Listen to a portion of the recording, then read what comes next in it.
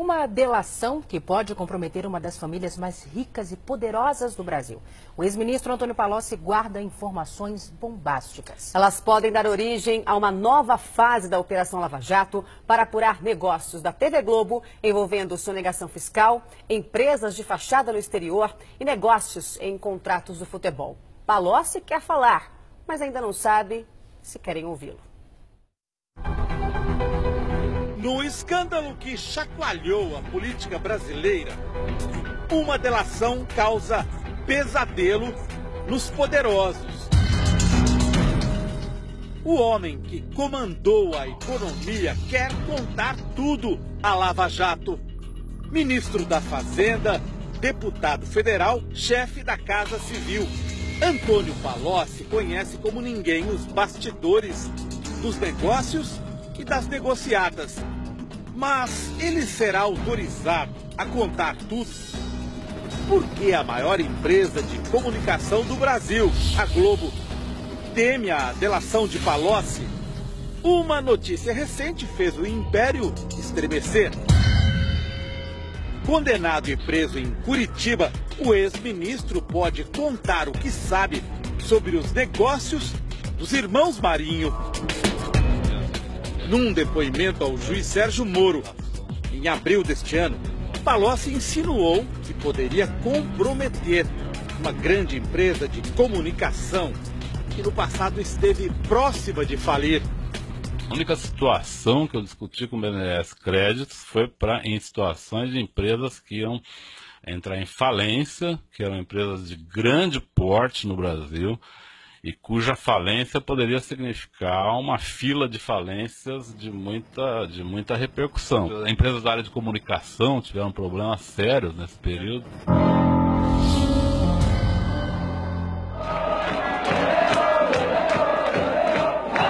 Copa do Mundo de 2002. Os brasileiros vibram com o título na Coreia e no Japão. A cada 4 anos, bilhões de reais ingressam nos cofres da Globo por causa do Mundial. São quase 50 anos de parceria da emissora com a FIFA. O torcedor desconhece os bastidores. Por causa de maus negócios, a Globo quase quebrou no início dos anos 2000 e montou um esquema para comprar as transmissões. Segundo estes documentos da Receita Federal, naquele período em que quase faliu, a Globo conseguiu comprar os direitos de transmissão da Copa do Mundo sem pagar impostos no Brasil. Uma operação fraudulenta escondida atrás de uma empresa de nome Empire, Império em inglês. A investigação da Receita Federal só começou em 2005. Foi revelada em 2013 por este jornalista. A Globo deveria ter simplesmente comprado os direitos de transmissão e pago os impostos. Ela não fez isso. Ela criou uma série de empresas para que uma dessas empresas herdasse os direitos e esses direitos passassem para a Globo como que por osmose, assim, sem que houvesse o ato de comprar os direitos diretamente pela Globo sem pagar os impostos. Vamos entender como tudo isso aconteceu. Usando empresas de papel, a Globo remeteu dinheiro para o Uruguai, dali para as Antilhas Holandesas no Caribe, em seguida para Amsterdã, na Holanda. Lá, a Globo Overseas comprou os direitos de transmissão da Copa e os transferiu para a Empire. A empresa foi montada nas Ilhas Virgens Britânicas, um esconderijo de dinheiro sujo no límpido Caribe. Segundo a Receita, a Globo simulou investimentos para criar a Empire, como se fosse uma empresa de verdade. Mas era só fachada, funcionando neste endereço em Tortola, a capital das Ilhas Virgens. Assim que a Empire ficou com os direitos da Copa, ela foi dissolvida e seus bens transferidos para a Globo. Com essa manobra, a família Marinho deixou de pagar mais de 170 milhões de reais em impostos no Brasil. Então é no mínimo infantil uma empresa achar que pelo fato dela abrir uma conta corrente no exterior ou uma filial, ela escapa do cumprimento de obrigações acessórias, do cumprimento do pagamento do imposto de renda, do PIS/COFINS, do CID. Eu faço uma coisa que é tão óbvia, que é tão ingênua, tão infantil, porque eu tenho certeza absoluta que eu não vou ser pego. A Receita Federal acusou a Globo de simulação. Multou a empresa em 150% do valor do imposto sonegado. Pretendia processar um dos donos da emissora, José Roberto Marinho, por crime contra a ordem tributária.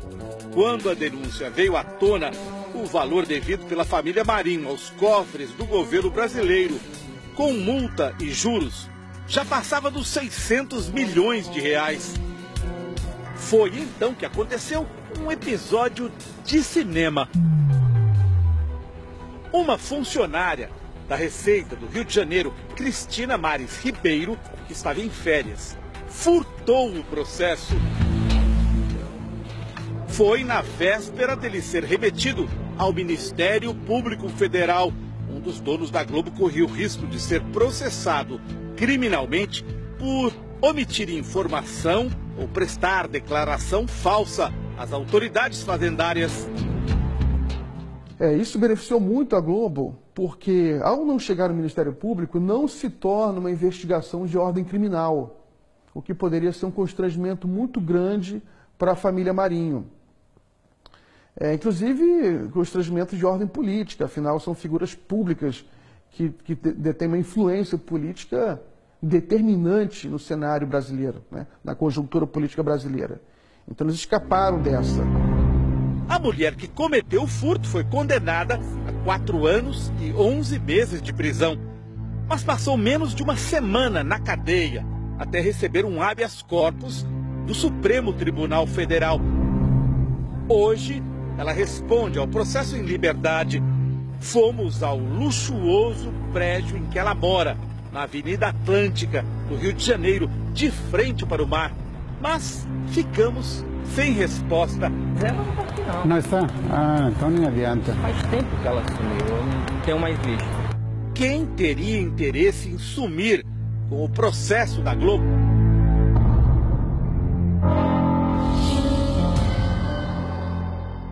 Estamos em 2014. A dívida da Globo com a Receita Federal já tem quase 10 anos acumulando juros, correção monetária e multas. A empresa decide tirar proveito de uma lei que entra em vigor a 12.996. No papel, o objetivo era incentivar a inovação na produção de automóveis. Mas, lá no meio, a oferta de um negócio de pai para filho aos grandes devedores do Brasil. 100% de desconto nas multas para quem pagasse a vista os atrasados. Se o fisco lança uma regra, ele nunca lança para um contribuinte. Ele lança para alguns contribuintes. A pergunta é, quantos contribuintes se encaixariam nesse formato? Esse formato é um formato para 10 contribuintes, 5 contribuintes, 1 contribuinte? Então, parece que é um refis desenhado para aquele contribuinte, né? Refis é um programa para parcelar dívidas antigas. Foi a lei entrar em vigor e a Globo tirou o proveito para limpar seu nome. Com 10 anos de atraso, pagou mais de R$1 bilhão, mas deixou de pagar outro bilhão em multas. Dinheiro que daria, por exemplo, para sanar a profunda crise dos hospitais públicos do Rio de Janeiro. Ou construir 212 escolas com 100 mil vagas para estudantes em São Paulo. Perguntas que só uma investigação oficial poderá responder. A Globo fez pressão a favor da lei. Palocci, que já não era ministro, colaborou nos bastidores do governo.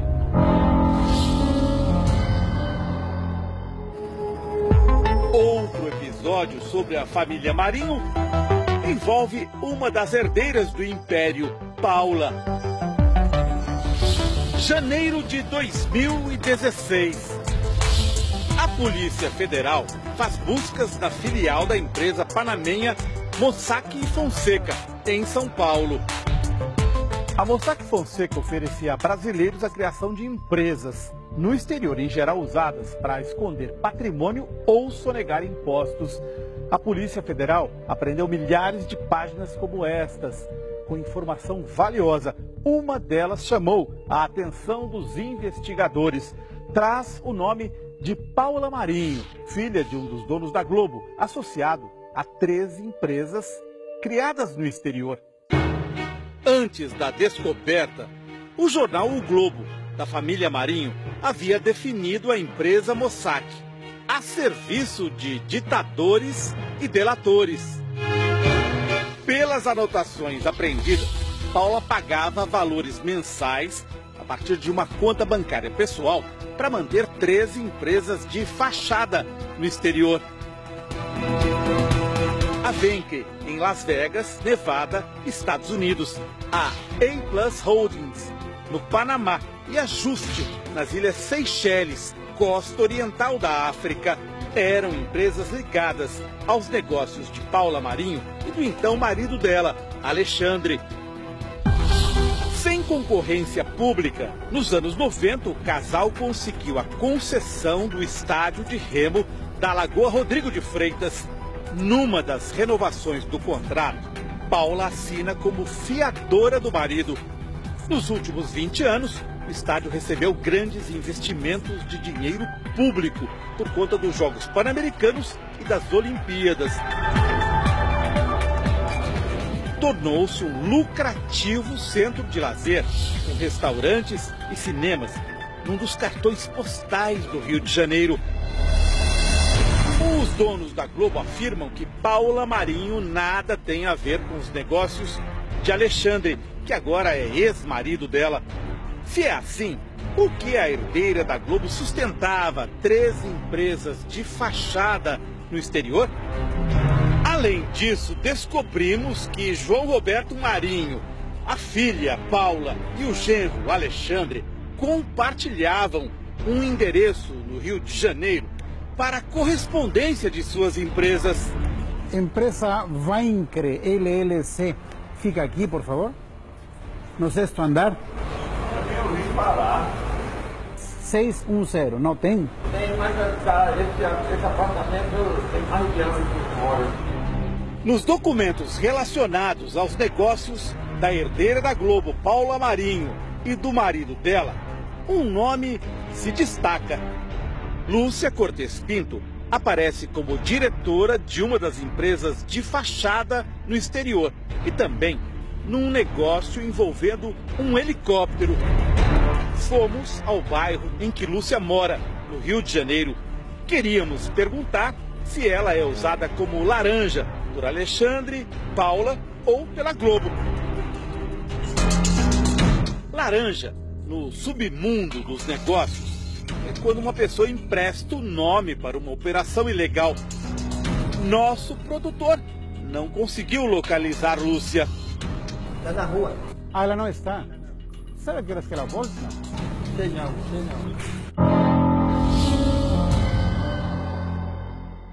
A delação premiada de Antônio Palocci pode acabar com muitas dúvidas. Em Curitiba, nosso produtor descobriu que a esposa do ex-ministro, Margarete, incentiva o marido a contar tudo. Recentemente, Palocci trocou de advogados, contratou um escritório que participou da delação do doleiro Alberto Youssef, uma peça-chave da Lava Jato. A notícia de que a delação de Palocci pode comprometer a Globo ganhou força. Segundo o jornalista e blogueiro Reinaldo Azevedo, Palocci pretende contar tudo o que sabe. Mas o jornal Valor Econômico noticiou que a delação não deve sair com a manchete: Palocci descumpre promessa e delação fica improvável. De acordo com o texto, o ex-ministro prometeu muito e entregou quase nada. Só que o jornal que diz isso é de propriedade dos irmãos Marinho. Em Curitiba, onde está preso depois de uma condenação a 12 anos de cadeia, o ex-ministro tem relatado o que sabe aos advogados, que por sua vez conversam com integrantes do Ministério Público. Segundo fontes do Domingo Espetacular, A Polícia Federal teria sido retirada do circuito pela Procuradoria-Geral da República. Integrantes da força-tarefa da Lava Jato denunciam pressões para não aceitar a delação de Palocci sobre a Globo.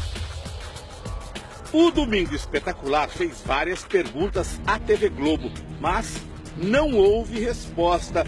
E os brasileiros também correm o risco de ficar apenas com as perguntas.